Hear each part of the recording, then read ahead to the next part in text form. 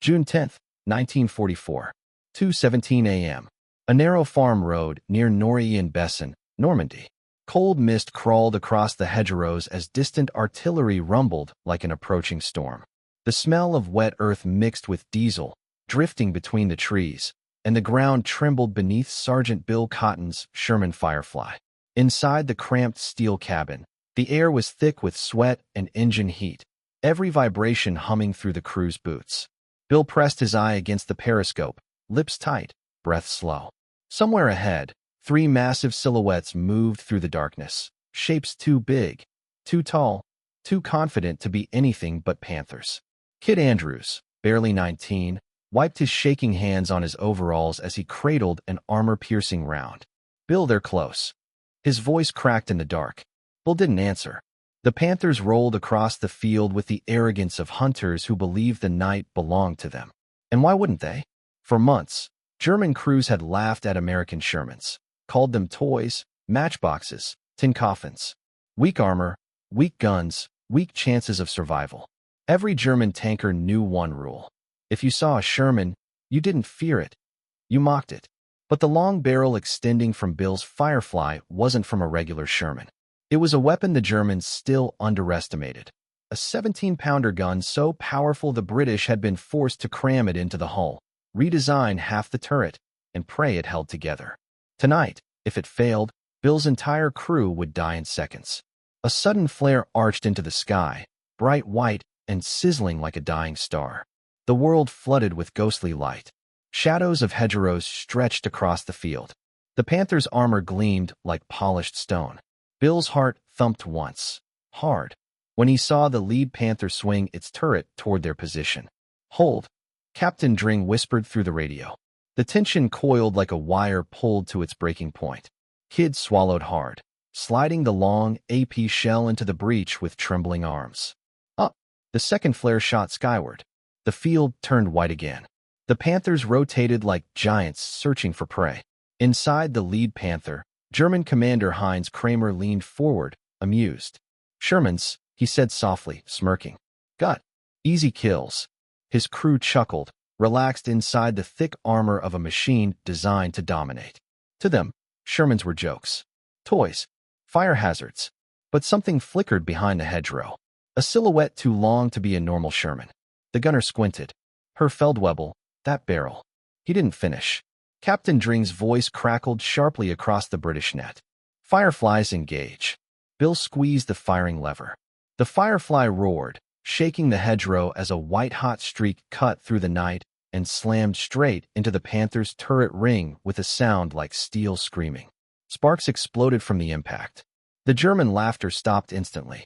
Kramer's eyes widened as smoke filled the cabin. A second Firefly fired from the left.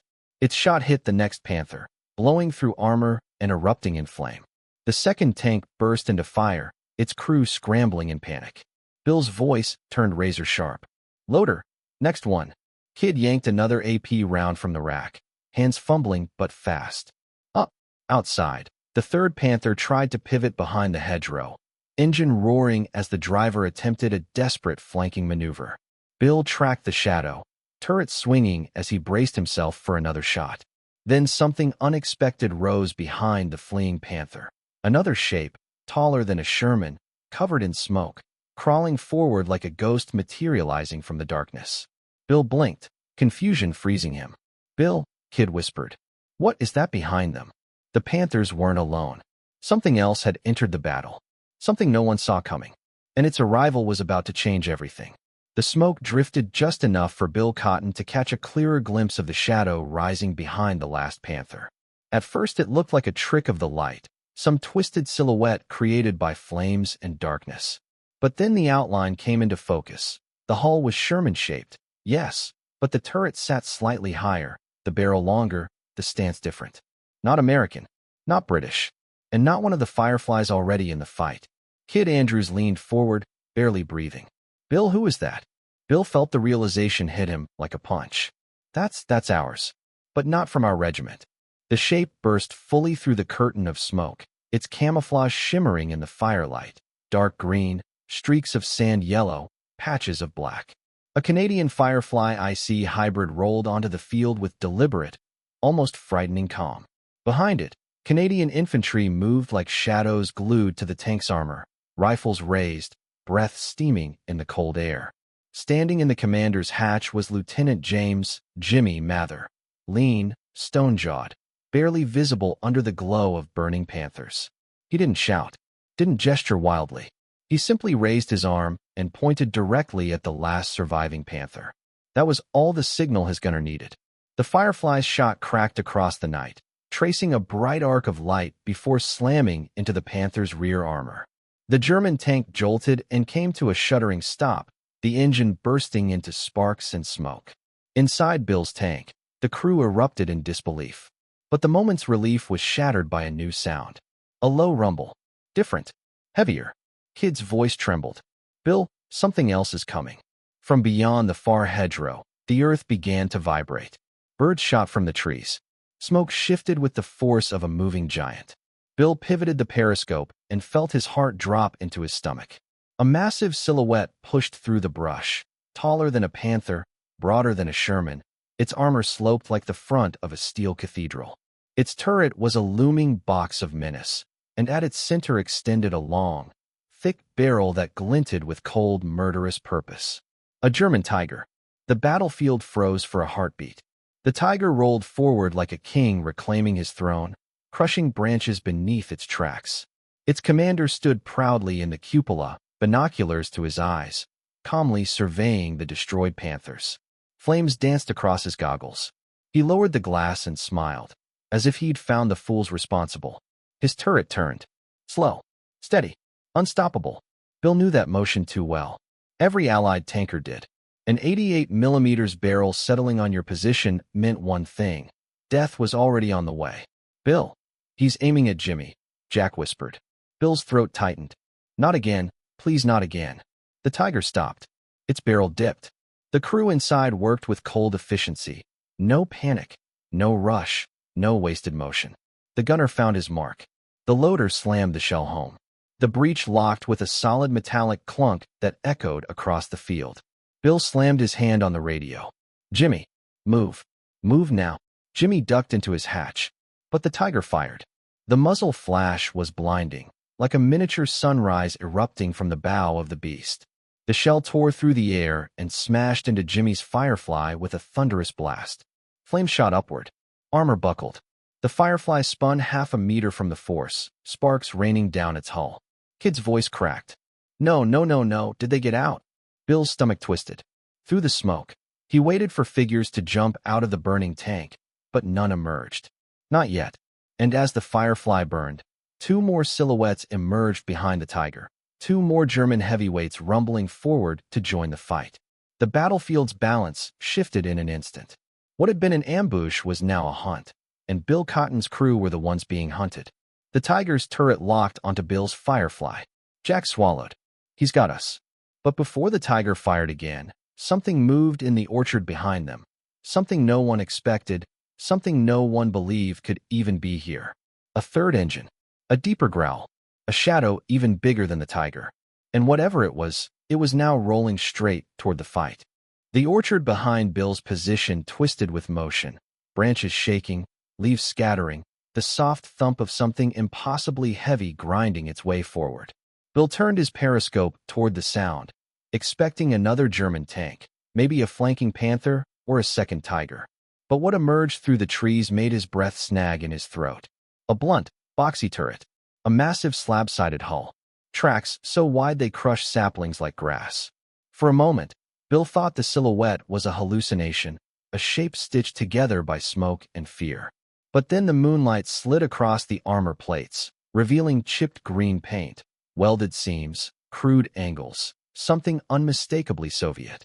Kid Andrews blinked twice, jaw hanging open. "Bill, that's a KV-1. Bill almost laughed from disbelief. "That's impossible. Those things are on the Eastern Front." "They're not." Before he could finish, the KV-1 growled fully into the clearing, its steel body shaking the orchard with every step. But this wasn't Soviet green. It carried British markings, hastily painted white stars smeared onto the turret's sides. The beast had been captured, refitted, tested, then forgotten. Except one man wasn't willing to forget anything. A voice boomed across the British radio channel, thick with a Scottish accent and just enough humor to sound insane. "Evenin', lads. Heard you were throwing a party. Thought I'd bring something heavy." Bill froze. Gordon McEwen? How the hell?" "No time," Gordon boomed. "You need help." And this Russian lass is the only thing that didn't fall apart in the workshop. The KV-1 lumbered forward, turret already turning toward the Tiger line like a giant waking from its sleep. Before Bill could react, the second Tiger moved into full view beside the first, its engine revving, turret rotating, both cannons locking onto the new intruder. The German commanders must have felt the ground shaking too, because one shouted through his open hatch, voice sharp with disbelief. Was Zum Teufel ist das? But disbelief didn't stop them. Both Tigers fired simultaneously. Twin flashes lit the field like twin suns. The shells screamed toward the orchard. One struck a tree, splitting it in half. The other slammed into the KV-1's frontal armor with a booming clang, throwing a fountain of sparks across the field, but failing to punch through. Kid's voice cracked. It ate the shot. "Bill, it just tanked an 88. Bill couldn't waste the moment. "Jack, Tiger on the right. Load AP. As fast as he can." Kid shouted, already jamming an armor-piercing shell into the breach. Bill's Firefly rotated in sync with the KV's advance. The KV-1 dug in, turret swinging, breathing like a mechanical dragon preparing to unleash hell. Gordon's laughter buzzed through the radio, wild and fearless. "Come on then, ye metal bastards. Let's see what ye got." The KV fired. The blast was so loud it drowned out everything. The engine noise, the crackling Panthers, even the ringing in Bill's ears. The shot smashed into the right Tiger's turret, ripping a fist-sized hole straight through the armor. Fire burst out the opposite side, the turret jerking violently as the crew inside screamed. The Tiger died where it stood. The second Tiger roared backward, treads churning dirt, trying desperately to reposition. But Bill had already zeroed in. He whispered under his breath, the words tight, personal. "For Jimmy." His trigger finger squeezed. The Firefly spat fire. The AP round tore across the field and struck the Tiger's lower hull. Armor shattered. Flames shot from the driver's viewport. The tank lurched sideways, burning from the inside out until its turret sagged like a dead weight. Kid exhaled shakily. 2 Tigers down. "Bill, we actually..." A sound cut him off. A sound worse than Tigers. Worse than Panthers. Worse than anything they had heard all night. Engines. Multiple engines. 5, maybe 6. From the right flank, another line of armor rolled into view. Sharp silhouettes, long barrels, wide hulls. Panthers. A full platoon. Bill's stomach clenched. They're bringing everything they've got. The Panthers spread out across the open field, forming a deadly arc. Their commanders weren't laughing now. This was real, coordinated, lethal. "Tom," the driver, muttered under his breath, "Sir, if we stay put, they'll surround us." Bill's voice hardened. "Then we don't stay put." Kid looked at him. "You're not thinking." Bill stood halfway out of the hatch as flames painted the field orange behind him. "Tom," he said quietly. "Yes, sir." "Drive toward them." Kid stared at him like he'd gone mad. "Toward 5 Panthers?" Bill nodded. "If we don't fight forward, we die standing still." The Firefly lurched forward. McCrady's damaged Firefly dragged itself behind them. Gordon's KV-1 roared and followed, tearing down branches and fence posts. The 3 remaining Allied tanks charged into the night. Against a full German armored platoon. Against impossible odds. Against everything the Germans believed about Sherman crews. And somewhere deep in that burning field, someone fired the first shot of the final showdown. Who fired it, and who it struck, would change everything. The first shot of the final clash came from the German side, one of the Panthers on the far left. Its muzzle flash burst like lightning, and a white-hot streak ripped across the field. Bill saw it a split second before it hit, the shell screaming past his Firefly and detonating in the dirt beside them. The explosion shook the entire tank, showering the crew in dust and metal fragments. Kid Andrews ducked instinctively. "They're zeroing in on us." "Bill, they almost had us." Bill didn't answer. His eyes were locked ahead, where the 5 Panthers spread out like hunters closing in for the kill. The lead Panther moved with terrifying precision, trying to flank and finish the crippled Canadian Firefly behind them. Bill felt his heartbeat thudding against his ribs. "Jack, Center Panther. Load AP. You hit him, or we're done." Jack Foster lined up the sight, closing one eye, breathing through clenched teeth. Kid shoved an armor-piercing shell into the breach, shouting "up" as the Firefly's barrel steadied. The Panther's turret rotated toward McCready. Bill's voice dropped to a whisper. "Now." Jack pulled the trigger. The Firefly erupted with a thundercrack that echoed across the hedgerows. The AP round shot out like a spear of white fire and smashed straight into the Panther's mantlet. The German tank jerked violently, flames bursting from the turret ring as it staggered to a stop. Its crew barely had time to scream before the turret slumped sideways. One Panther down. For to go? But the remaining Panthers reacted instantly, splitting into two flanking teams. Two moved right, two moved left, engines roaring as they sought weak angles. Bill cursed under his breath. They were being surrounded. On the right flank, one Panther locked onto McCready's immobile Firefly. Bill felt ice form in his chest. "McCready, move. Reverse now." McCready's voice crackled weakly through the radio, filled with pain and smoke. "Can't, engines done." "Bill, I can't." The Panther fired. The shell screamed toward McCready's exposed flank. But something massive moved between the shot and its target, a steel wall rising like a guardian. Gordon McEwen's KV-1. The enemy shell slammed into the KV's armor with a deafening clang, showering sparks across the orchard. The KV shuddered but didn't break. Gordon's laugh thundered over the radio. "Is that all you've got? You'll need a bigger gun, lads." Before the Panther could fire again, the KV answered with its own cannon. The blast tore across the field and smashed into the Panther's turret side, blowing a molten hole clean through. Flames roared upward. The tank collapsed, dead on impact. Two Panthers down. But the battlefield wasn't done with Bill yet. A third Panther burst through the left hedgerow, engine howling, charging straight at Bill's Firefly. It was so close Bill could see the German commander's goggles glinting in the firelight. The Panther's turret spun toward them, the barrel lowering for a point-blank shot. Jack shouted, "Bill, we can't traverse fast enough." Kid's voice cracked. "We're dead." "No," Bill said quietly. "Not yet." "Tom, ram him." Tom jolted in his seat. "Ram a Panther?" "Ram him." Tom gritted his teeth and slammed the levers forward. The Firefly surged ahead, roaring like a wounded animal. The Panther's commander's expression twisted in shock, too late to stop what was coming. The Firefly smashed into the Panther's track skirt with a bone-shaking crash, jamming the German tank's wheels and locking its turret.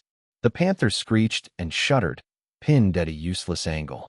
Kid grabbed a high-explosive shell, no time for anything else. Loaded. Point blank. Jack tried to depress the gun. "I can't get low enough." Bill didn't hesitate. "Tom, reverse left. Make the angle." Tom yanked the controls. The Firefly scraped backward, metal grinding against metal until the barrel dipped just enough. "Take it," Bill roared. Jack fired. The He round exploded under the Panther's lower hull, ripping the tank apart from beneath. Flames shot skyward in a burst of molten steel. The blast rattled Bill's bones, the heat slamming into the Firefly's hull. Three Panthers down. Kid gasped for breath, sweat streaming down his face. "Bill, how are we still alive?" A fourth Panther on the right flank tried to reposition, aiming at the wounded Canadians. But a hidden Canadian Sherman V opened fire from behind the orchard, its heat round smashing into the Panther's track assembly. The German tank spun awkwardly. The KV-1 fired again, its cannon roaring like thunder. The fourth Panther's turret blew apart. For down. Only one Panther remained. The last German tank hesitated, just for a second. Then its commander panicked. The Panther reversed hard, trying to flee back toward the tree line, treads tearing through mud and torn-up grass. Bill wasn't letting it go. "Jack, last one. Finish it." Jack steadied the sight. The Panther was seconds from safety. Bill's voice softened, just for a moment. "For Jimmy." He gave the order. The Firefly fired. The shell struck the Panther's rear armor and punched straight through.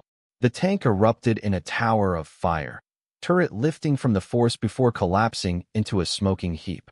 The last Panther died in the glow of its own explosion.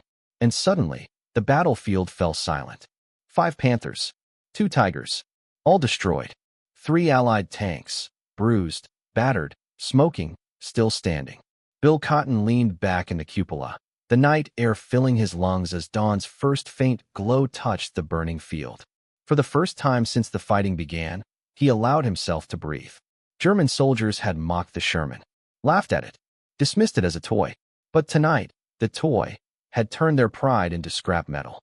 Bill looked out at the ruined Panthers and whispered to himself, "Never underestimate the men inside the tank." He didn't know it yet, but word of this battle would spread through German ranks like wildfire. Crews would whisper one warning for the rest of the war. If you see a Sherman with a long barrel, kill it first. Because if you didn't, it would kill you next.